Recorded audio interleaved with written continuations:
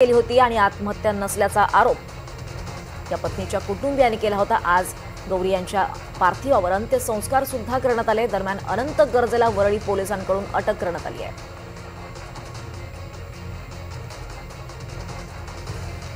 दरम्यान गौरी अनंत गर्जेच्या मृतदेहाचा शवविच्छेदन अहवाल आज समोर येणार आहे। या अहवालानंतर तिने आत्महत्या केली की तिची हत्या झाली याबाबत खुलासा होण्याची शक्यता आहे। दरम्यान गौरी गर्जेवर अंत्यसंस्कार करण्यात आले।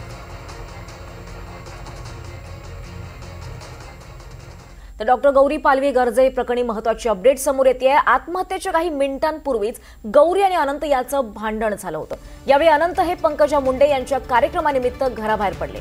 अनंत गर्जेची गाडी कोस्टल रोडला असताना गर्जे वारंवार गौरी यांना फोन करत होता, मात्र गौरी यांनी फोन उचललाच नाही आणि याच संशयातून अनंत यानं गाडी पुन्हा एकदा घराकडे वळवली। अनंत गर्जेच्या चौकशीतून ही माहिती समोर आल्याची माहिती कळते आहे। अनंत गर्जेला पोलिसांनी ताब्यात घेतलंय। या प्रकरणी अधिकची चौकशी केली जाते आणि याच चौकशी दरम्यान अनेक महत्त्वाचे अपडेट्स, अनेक महत्त्वाच्या माहिती ही समोर